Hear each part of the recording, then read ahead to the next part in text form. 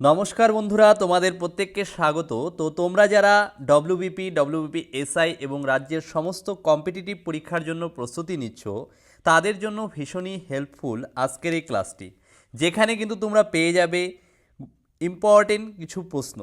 তো তোমরা অবশ্যই কিন্তু প্রথম থেকে শেষ পর্যন্ত আজকের এই ক্লাসটি দেখবে। তাহলে চলো শুরু করছি। প্রথম প্রশ্ন, দ্বিখণ্ডিত নামে একটি বিতর্কিত বই, এই বইটি কার লেখা, কোন লেখিকার লেখা? এক্ষেত্রে সঠিক উত্তর কিন্তু হয়ে যাবে অপশন সি, তসলিমা নাসরিন। বাংলাদেশের একজন লেখিকা তসলিমা নাসরিন, তিনি কিন্তু এই বইটি রচনা করেছেন। এবার আমরা জেনে নেব তার লেখা আরও কিছু কাব্যগ্রন্থ, যেমন রয়েছে লজ্জা, আমার মেয়েবেলা। এগুলো কার লেখা?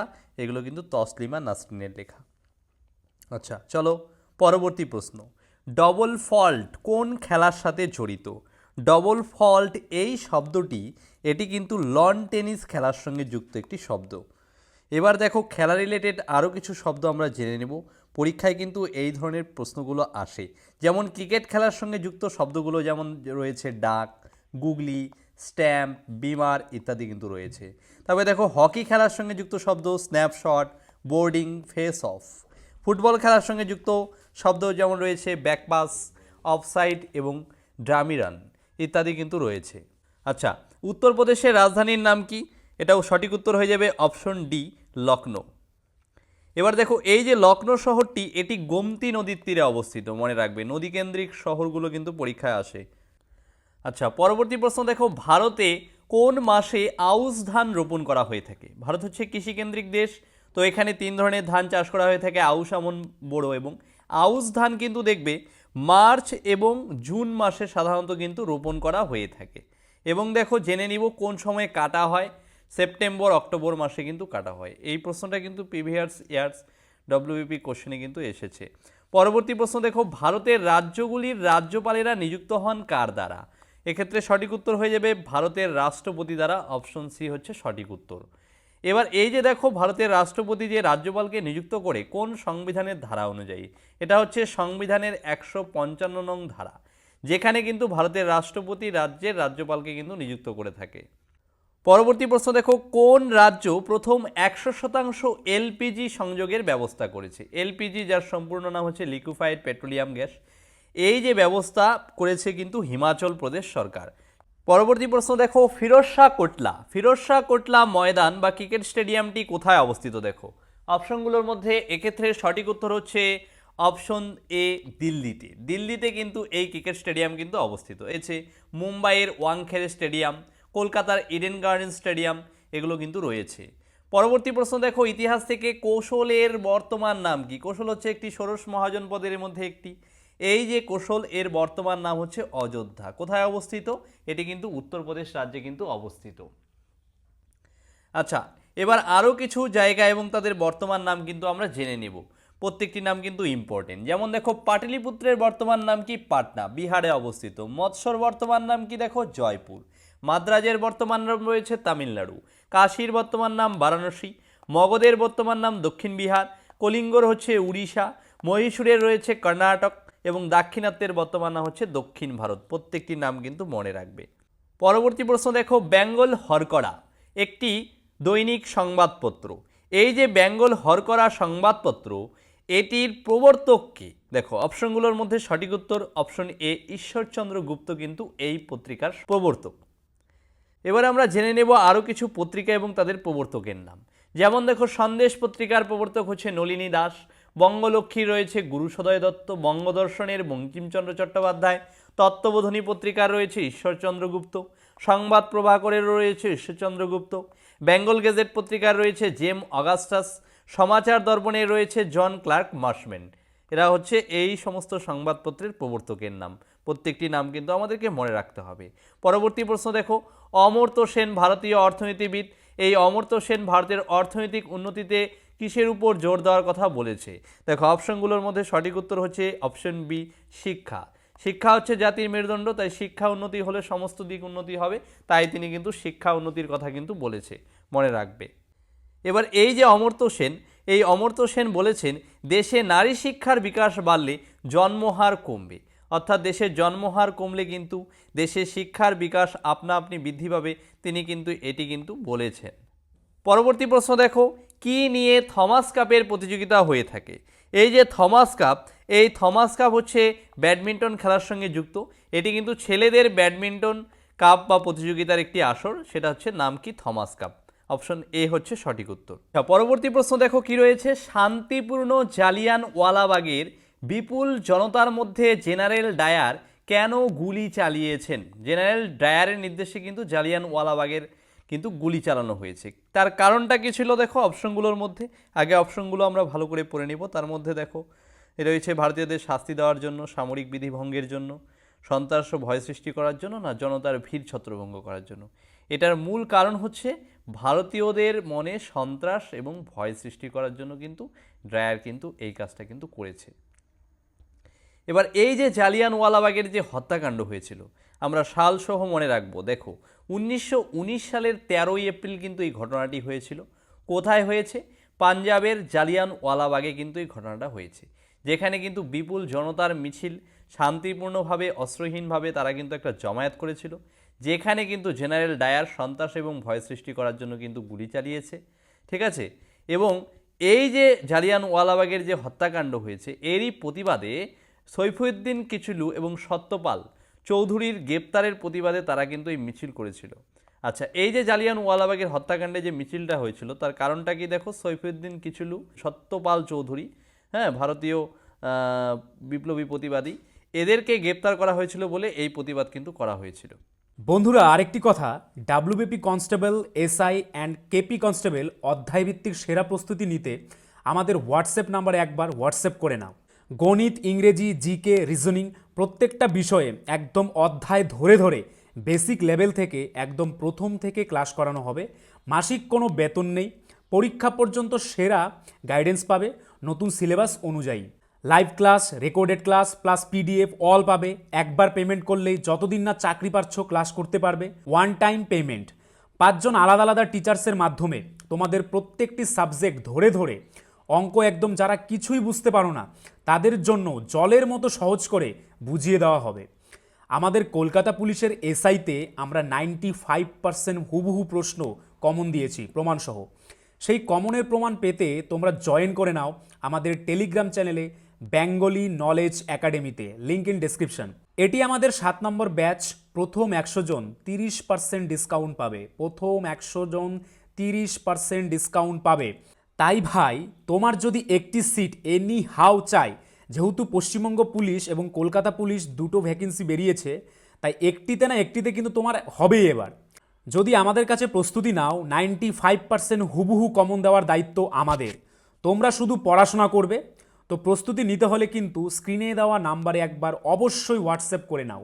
একদম বেসিক থেকে ধরে ধরে প্রথম থেকে সমস্ত ক্লাস করানো হবে। পরবর্তী প্রশ্ন দেখো, মৌমাছি, মৌমাছির বিজ্ঞানসম্মত নাম কি? Important question.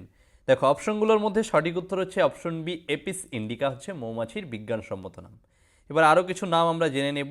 যেমন দেখো, রুই মাছের বিজ্ঞানসম্মত নাম লোবিও রোহিতা, কাতলা রয়েছে কাতলা কাতলা, ভেটকি রয়েছে ল্যাটোস ক্যালকেরিফার, গলদা চিংড়ি রয়েছে মাইকোব্যাকটেরিয়াম জেনবার্গি, শিঙি রয়েছে সাইপ্রিনাস। নামগুলো কিন্তু মনে রাখবে। পরবর্তী প্রশ্ন দেখো, ভারতের বৃহত্তম উপহ্রদ কোনটি? অপশনগুলোর মধ্যে ভারতের বৃহত্তম উপহ্রদের নাম হচ্ছে চিল্কা। চিল্কা হ্রদ হচ্ছে ভারতের বৃহত্তম উপহ্রদ।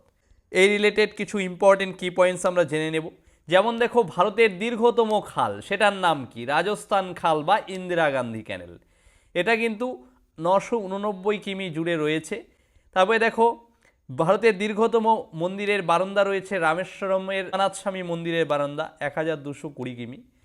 তারপরে দেখো, এটা কিন্তু অবস্থিত কিন্তু তামিলনাড়ুতে। তারপর ভারতের দীর্ঘতম যে বাঁধ রয়েছে, যেই বাঁধটার নাম হচ্ছে হীরাকুদ বাঁধ, 75.6 কিলোমিটার। এটা কিন্তু মহানদীর উপর নির্মিত হয়েছে। তারপরে ভারতের দীর্ঘতম যে হিমবাহ, সেটার নাম কি? দেখো সিয়াচেন হিমবাহ। ভারতের দীর্ঘতম রেলওয়ে ব্রিজের নাম হচ্ছে কেরালার কোচিতে অবস্থিত ভেম্বানাথ লেকের উপর ভেম্বানাথ রেলওয়ে ব্রিজ। ভারতের দীর্ঘতম যাত্রী রেলবাহী রেলপথ রয়েছে জম্মু কাশ্মীর থেকে কন্যাকুমারী পর্যন্ত। পর্বে দেখো, ভারতের দীর্ঘতম প্ল্যাটফর্ম কোথায় রয়েছে? উত্তরপ্রদেশের গোরক্ষপুর। তারপর ভারতের দীর্ঘতম নদীর নাম গঙ্গা। ভারতের দীর্ঘতম সড়ক পথের নাম হচ্ছে গ্র্যান্ড ট্যাঙ্ক রোড। প্রত্যেকটি নাম কিন্তু মনে রাখবে। পরবর্তী প্রশ্ন দেখো, লোকসভার বিরোধী নেতা কার সমান পদমর্যাদা ভোগ করে থাকেন? তিনি কিন্তু ভারতীয় যে কেন্দ্রীয় মন্ত্রী রয়েছে, কেন্দ্রীয় মন্ত্রীর পদাধিকারের যে সমস্ত পদমর্যাদার যে রয়েছে সেই সমস্ত কিছু ভোগ করে থাকেন। এবার দেখো কি পয়েন্টসগুলো কি রয়েছে, দেখো লোকসভার প্রথম স্পিকারকে, তিনি কিন্তু জিভি নভলঙ্কার। তবে দেখো সর্বাধিক সময় ধরে লোকসভার স্পিকার পদে ছিলেন কে? বলরাম জাখর। প্রথম বাঙালি স্পিকার কে ছিলেন? ইম্পর্টেন্ট কিন্তু, সোমনাথ চ্যাটার্জি ছিলেন প্রথম লোকসভার বাঙালি স্পিকার। তবে দেখো প্রথম মহিলা স্পিকার কে ছিলেন? মীরা কুমার। বর্তমান স্পিকার পদে কে রয়েছে লোকসভার? তিনি কিন্তু ওম বিড়লা। তবে দেখো প্রথম দলিত সম্প্রদায়ের স্পিকার কে ছিলেন? জেএমসি বালাযোগী। পরবর্তী প্রশ্ন, লুধিয়ানার সাথে কোন শিল্প সংযুক্ত? লুধিয়ানা পাঞ্জাবের, এই লুধিয়ানার সঙ্গে কিন্তু যুক্ত যে শিল্পটি সেটির নাম হচ্ছে পশম বয়ন শিল্প। পরবর্তী প্রশ্ন দেখো, ভেরি ভেরি ইম্পর্টেন্ট একটি কোশ্চেন। কর্কট ক্রান্তি রেখা ভারতের কতগুলো রাজ্যের উপর দিয়ে বিস্তৃত হয়েছে?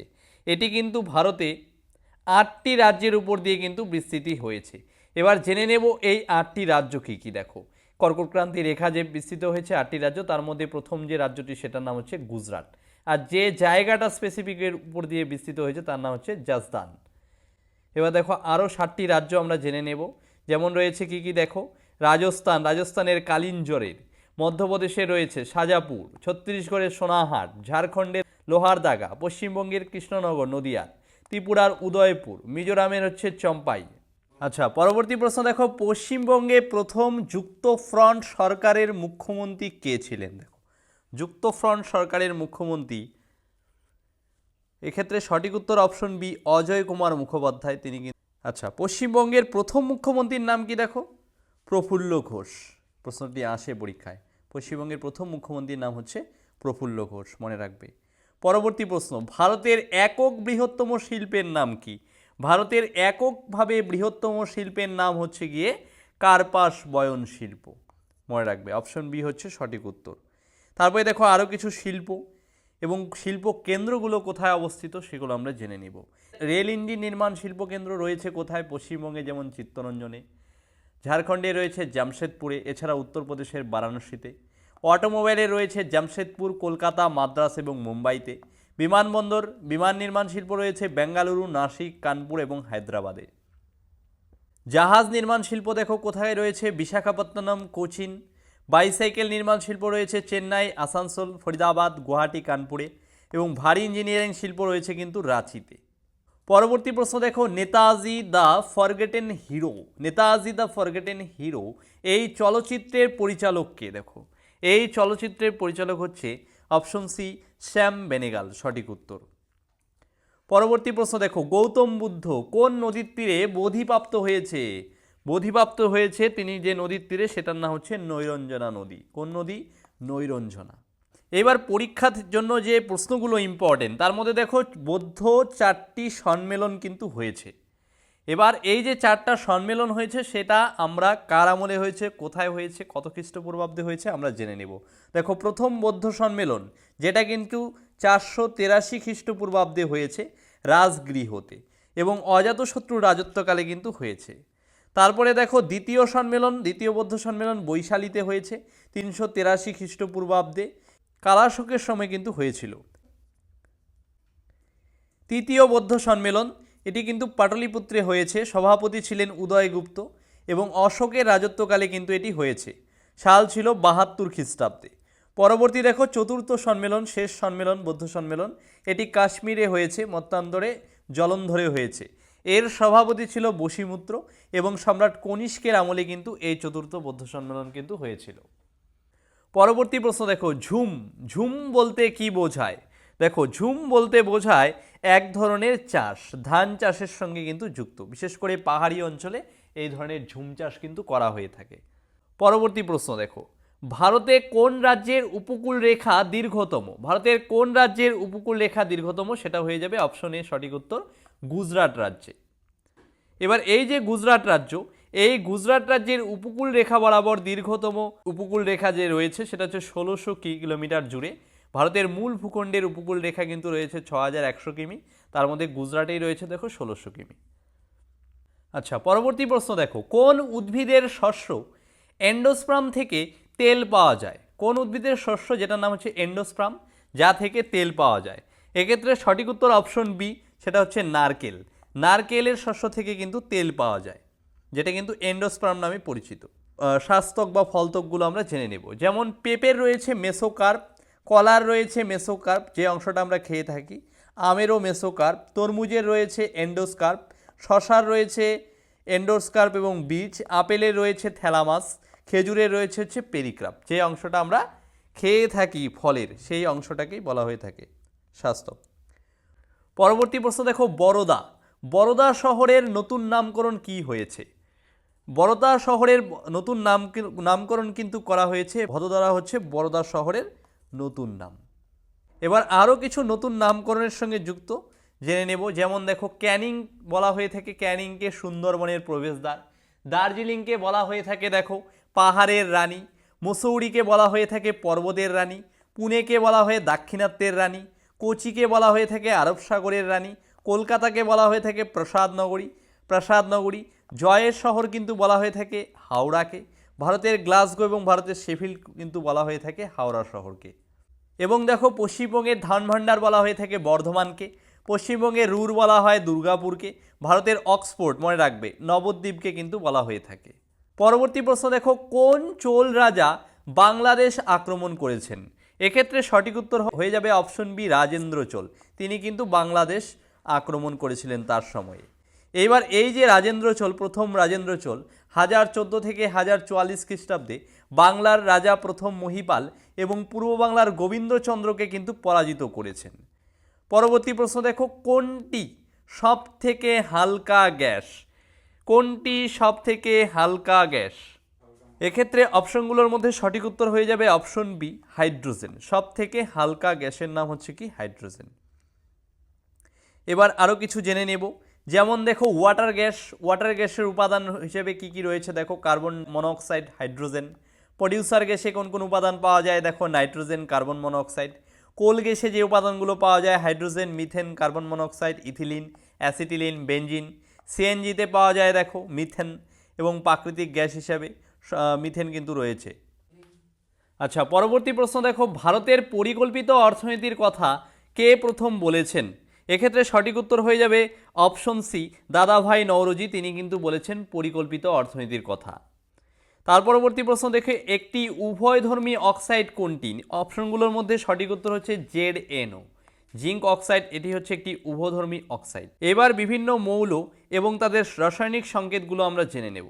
যেমন দেখো, সিলভারের কি রয়েছে Ag, গোল্ড বা সোনার রয়েছে Au, মার্কারির রয়েছে Hg, ম্যাগনেসিয়ামের রয়েছে Mg, ক্যালসিয়ামের Ca, ফসফরাসের রয়েছে P, নিকেলের Ni, বেরিলিয়ামের রয়েছে Be, বিসমাথের রয়েছে Bi, ক্যাডমিয়ামের রয়েছে Cd, এবং রেডিয়ামের রয়েছে Ra, এবং কোবাল্টের রয়েছে Co। পরবর্তী প্রশ্ন দেখো, গণপরিষদের প্রথম অধিবেশন কোথায় বসে? এক্ষেত্রে অপশনগুলো আগে আমরা পড়ে নেব। অপশনগুলোর মধ্যে সঠিক উত্তর হয়ে যাবে অপশন এ, 9ই ডিসেম্বর 1946 সালে গণপরিষদের প্রথম কিন্তু অধিবেশনটিকে বসেছিল। এবার এই যে গণপরিষদ রিলেটেড কি পয়েন্টস দেখো, ভালো করে মনে রাখবে। এই যে খসড়া কমিটি বা ভারতীয় সংবিধানের এই খসড়া কমিটির চেয়ারম্যান পদে কে ছিলেন দেখো, প্রথম BR আম্বেদকর। জওহরলাল নেহরু কি ছিলেন দেখো, কেন্দ্রীয় ক্ষমতা সম্পর্কিত কমিটির চেয়ারম্যান। প্রাদেশিক শাসনতন্ত্র সম্পর্কিত কমিটির চেয়ারম্যান ছিলেন জওহরলাল নেহরু। কেন্দ্রীয় শাসনতন্ত্র সম্পর্কিত committee Jawaharlal Nehru. Steering committee ভারতের রাজেন্দ্র প্রসাদ ছিলেন এর চেয়ারম্যান। মৌলিক অধিকার, সংখ্যালঘু, আদিবাসী বিষয়ক পরামর্শদাতা কমিটির সর্দার বল্লভভাই প্যাটেল। পরবর্তী প্রশ্ন দেখো, সালেম লৌহ ইস্পাত শিল্পটি কোথায় অবস্থিত? এই সালেম লৌহ ইস্পাত শিল্পটি কিন্তু তামিলনাড়ু রাজ্যে কিন্তু অবস্থিত ভারতের। 1982 সালে সালেমে লৌহ ইস্পাত উৎপাদন কিন্তু শুরু হয়েছে। পরবর্তী প্রশ্ন দেখো, ভারতের বৃহত্তম বায়ুবিদ্যুৎ কেন্দ্র লাম্বা কোন রাজ্যে অবস্থিত? ভারতের বৃহত্তম বায়ুবিদ্যুৎ কেন্দ্র এটি কিন্তু গুজরাট রাজ্যে অবস্থিত। অপশন এ সঠিক উত্তর। এবার আরও কিছু বিদ্যুৎ কেন্দ্র আমরা জেনে নেব। যেমন দেখো, তেহরি জলবিদ্যুৎ কেন্দ্র ভাগীরথী নদীর উপর অবস্থিত উত্তরাখণ্ড রাজ্যে। মেসেঞ্জার জলবিদ্যুৎ কেন্দ্র, এটি ময়ূরাক্ষী নদীর তীরে অবস্থিত, ঝাড়খণ্ড রাজ্যে কিন্তু অবস্থিত। সুবর্ণরেখা জলবিদ্যুৎ কেন্দ্র, এটি কিন্তু ঝাড়খণ্ড বা বিহার রাজ্যে অবস্থিত সুবর্ণরেখা নদীর উপর। সর্দার সরোবর, দেখো সর্দার সরোবর জলবিদ্যুৎ কেন্দ্রটি কোথায় অবস্থিত, এটি কিন্তু গুজরাটে অবস্থিত। কোন নদীর তীরে সেটা মনে রাখবে, নর্মদা নদীর তীরে কিন্তু অবস্থিত। তারপরে দেখো জওহর সাগর জলবিদ্যুৎ কেন্দ্র, এটি চম্বল নদীর তীরে অবস্থিত, রাজস্থান রাজ্যে। পরবর্তী প্রশ্ন দেখো, চেতন ভগত, চেতন ভগত নামটি কিসের সঙ্গে যুক্ত? চেতন ভগত হচ্ছে একজন সাহিত্যিক, তাই সাহিত্য ক্ষেত্রের সঙ্গে যুক্ত কিন্তু এই নামটি। তারপরে দেখো বিশেষ কিছু নাম আমরা জেনে নেব ভারতের, যেমন রাজেন্দ্র প্রসাদকে ভারতের বলা হয়ে থাকে দেশরত্ন, জি.ভি. যোশীকে বলা হয়ে থাকে কাকা সাহেব, চিত্তরঞ্জন দাসকে বলা হয়ে থাকে দেশবন্ধু, জগজীবন রাম বাবুজি, সীমান্ত গান্ধী বা বাদশাহ খান খাল আব্দুল গফ্ফর খান, বাল্মীকি আদিকবি, রবীন্দ্রনাথ ঠাকুর বিশ্বকবি বা গুরুদেব নামে পরিচিত। পরবর্তী প্রশ্ন দেখো, ভারতের সংবিধান প্রণয়ন, কার্যকর এবং গ্রহণ কর্তৃত্বের উৎস কী? ভারতীয় যে সংবিধানের প্রণয়ন, কার্যকর এবং গ্রহণ, এর উৎস রয়েছে কে? ভারতের জনগণ। ভারতের জনগণ কেন্দ্রিক কিন্তু এই সংবিধান কার্যকর, প্রণয়ন এবং গ্রহণ কিন্তু হয়ে থাকে।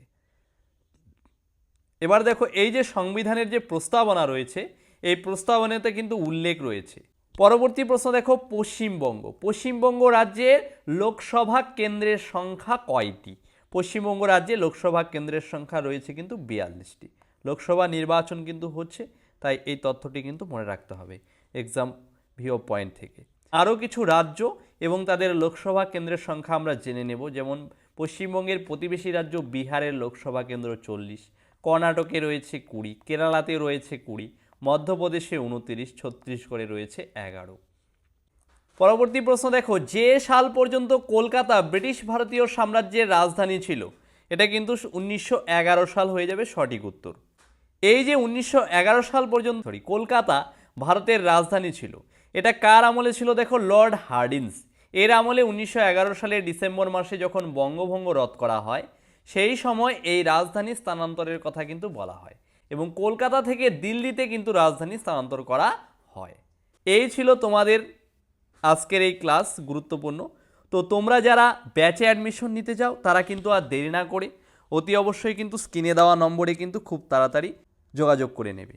এবং তার সঙ্গে বলছি, আজকের এই ক্লাসের যদি কেউ পিডিএফ পেতে যাও তাহলে কিন্তু আমাদের টেলিগ্রামে জয়েন করে নিতে হবে। এবং চ্যানেলে যদি কেউ নতুন হয়ে থাকো তাহলে কিন্তু লাইক এবং সাবস্ক্রাইব কিন্তু করে রাখবে। প্রত্যেককে থ্যাংক ইউ, এখানে শেষ করলাম। বন্ধুরা, আরেকটি কথা, WBP constable, SI and KP constable অধ্যায়ভিত্তিক সেরা প্রস্তুতি নিতে আমাদের হোয়াটসঅ্যাপ নাম্বারে একবার হোয়াটসঅ্যাপ করে নাও। গণিত, ইংরেজি, জিকে, রিজনিং প্রত্যেকটা বিষয়ে একদম অধ্যায় ধরে ধরে বেসিক লেভেল থেকে একদম প্রথম থেকে ক্লাস করানো হবে। মাসিক কোনো বেতন নেই, পরীক্ষা পর্যন্ত সেরা গাইডেন্স পাবে নতুন সিলেবাস অনুযায়ী। Live class, recorded class plus PDF all পাবে। একবার পেমেন্ট করলেই যতদিন না চাকরি পাচ্ছ ক্লাস করতে পারবে। One time payment. 5 জন আলাদা আলাদা টিচার্সের মাধ্যমে তোমাদের প্রত্যেকটি সাবজেক্ট ধরে ধরে অঙ্ক একদম যারা কিছুই বুঝতে পারো না তাদের জন্য জলের মতো সহজ করে বুঝিয়ে দেওয়া হবে। আমাদের কলকাতা পুলিশের এসআইতে আমরা 95% হুবহু প্রশ্ন কমন দিয়েছি প্রমাণসহ। সেই কমনের প্রমাণ পেতে তোমরা জয়েন করে নাও আমাদের টেলিগ্রাম চ্যানেলে বেঙ্গলি নলেজ একাডেমিতে, লিঙ্ক ইন ডেসক্রিপশন। এটি আমাদের 7 নম্বর ব্যাচ। প্রথম 100 জন 30% ডিসকাউন্ট পাবে। প্রথম 100 জন 30% ডিসকাউন্ট পাবে। তাই ভাই, তোমার যদি একটি সিট এনি হাউ চাই, যেহেতু পশ্চিমবঙ্গ পুলিশ এবং কলকাতা পুলিশ দুটো ভ্যাকেন্সি বেরিয়েছে, তাই একটিতে না একটিতে কিন্তু তোমার হবেই এবার। যদি আমাদের কাছে প্রস্তুতি নাও, 95% হুবহু কমন দেওয়ার দায়িত্ব আমাদের। তোমরা শুধু পড়াশোনা করবে। তো প্রস্তুতি নিতে হলে কিন্তু স্ক্রিনে দেওয়া নাম্বারে একবার অবশ্যই হোয়াটসঅ্যাপ করে নাও। একদম বেসিক থেকে ধরে ধরে প্রথম থেকে সমস্ত ক্লাস করানো হবে।